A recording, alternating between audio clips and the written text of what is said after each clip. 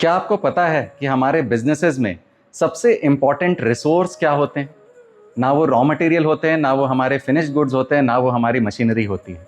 हमारे किसी भी बिजनेस में, छोटा बिजनेस हो, बड़ा बिजनेस हो, प्रोडक्ट्स का बिजनेस हो या सर्विसेज का बिजनेस हो, हमारे बिजनेसेस में सबसे इम्पॉर्टेंट रिसोर्स हमारे साथ काम करने वाली हमारी टीम होती है, हमारे स्टाफ होते हैं, हमारे वर्कर्स होते हैं, बेसिकली हमारे ह्यूमन रिसोर्स होते हैं। ऐसा कहा जाता है कि अगर किसी ने ह्यूमन रिसोर्स की मैनेजमेंट को अच्छे से समझ लिया है, लोगों को मैनेज करना सीख लिया है, तो वो दुनिया में किसी तरह का बिजनेस भी कर सकता है।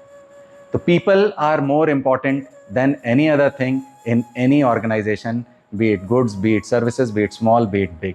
आप किसी भी बिजनेसमैन से अगर यह पूछेंगे कि आपको अपने बिजनेस में सबसे बड़ी प्रॉब्लम क्या आ रही है, तो नॉर्मली 40 से 50% लोग ये कहेंगे कि हमारे यहाँ स्टाफ एट्रिशन जो है वो बहुत ज़्यादा है, बहुत ज़्यादा लोग छोड़ करके जाते हैं, चर्निंग बहुत ज़्यादा हो रही है, बहुत ज़्यादा लोग इधर उधर मूव कर जाते हैं और हमें ट्रेनिंग करने में, हमें ट्रेनिंग देने में उतनी ही ज़्यादा प्रॉब्लम आती है। हम ट्रेन करते हैं लोगों को और उसके बाद लोग छोड़ करके हमें चले जाते हैं।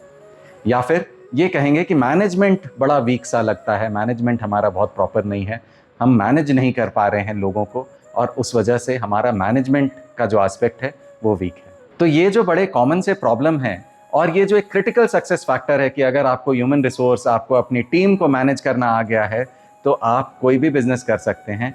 इस क्रिटिकल सक्सेस फैक्टर में हम वास्तु की मदद कैसे ले सकते हैं, हम डायरेक्शनल एनर्जीज की मदद कैसे ले सकते हैं ताकि हम अपने ह्यूमन रिसोर्स को और अच्छे से मैनेज कर पाएँ, हमारी जो टीम है वो सेल्फ मोटिवेटेड रहे, वो उनमें एक स्पार्क रहे, नई चीज़ों को करने का स्पार्क रहे और वह अपना काम जो है सुचारू ढंग से करते रहें। इसके बारे में आज हम डिटेल में चर्चा करेंगे। क्या आप लाइफ में स्टक महसूस कर रहे हैं? क्या बहुत मेहनत करने के बाद भी आपको लाइफ में रिजल्ट्स नहीं मिल रहे हैं? तो हो सकता है कहीं ना कहीं आपके प्रेमाइसेस का वास्तु आपको इम्पैक्ट कर रहा है। नमस्कार, मैं हूं साकार मोहता, आपका वास्तु कंसल्टेंट एंड कोच। मैं आप लोगों के लिए लेके आया हूं एक प्रोफेशनल वास्तु कोर्स जिसमें हम सीखेंगे पंच तत्वों को, 45 देवताओं को और 16 दिशाओं को अपने घरों में, अपने ऑफिसेज में कैसे बैलेंस करना है। तो इस प्रोफेशनल वास्तु कोर्स को करके आप ना सिर्फ अपने लाइव्स को एनहांस कर सकते हैं, बल्कि एक प्रोफेशनल कंसल्टेंट बन के आप लाखों लोगों को हेल्प कर सकते हैं और नेम, फेम एंड सक्सेस कमा सकते हैं। तो देर किस बात की, अभी कॉल करें और रजिस्टर करें मेरे प्रोफेशनल सक्सेस वास्तु कोर्स को।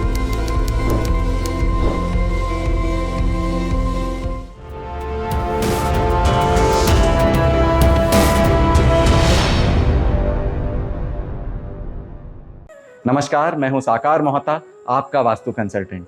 और आज के इस वीडियो में हम चर्चा करेंगे कि हम अपने स्टाफ को, अपने टीम को, अपने वर्कर्स को कैसे बेटर मैनेज कर सकते हैं वास्तु की मदद से। तो सबसे पहली दिशा जो हमारे इस ऑब्जेक्टिव में हमारी मदद करेगी वो है हमारे ऑफिसेज के, हमारे घरों की साउथ ईस्ट की दिशा।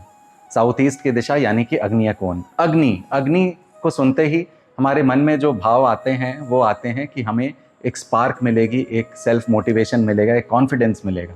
और अग्नि हमें सही में कॉन्फिडेंस देती है, एक सेल्फ मोटिवेशन देती है और हमें काम करने के लिए एक एनर्जी देती है ताकि हम काम अपना सुचारू ढंग से करते रहें।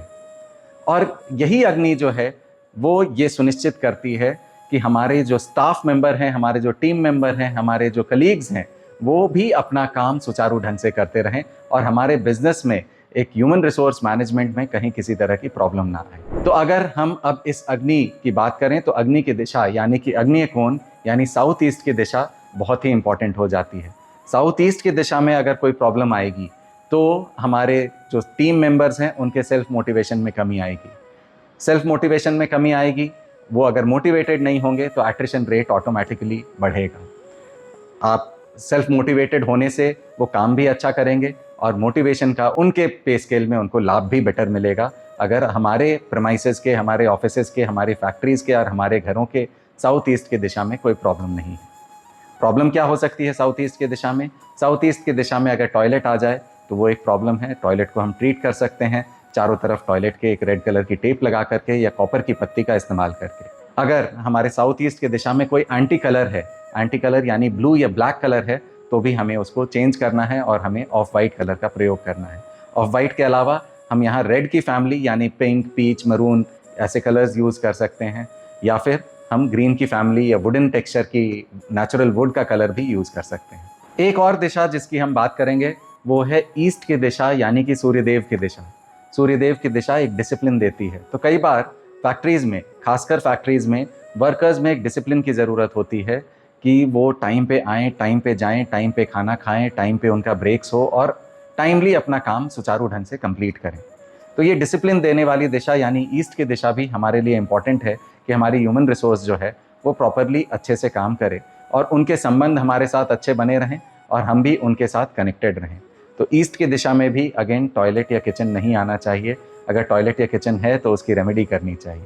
तो बिजनेसेस के एक क्रिटिकल सक्सेस फैक्टर यानी कि human resource management, team built up, अपने लोगों का मैनेजमेंट अगर आपने सही कर लिया तो आप किसी भी बिजनेस में 100% सक्सेसफुल हो जाएंगे।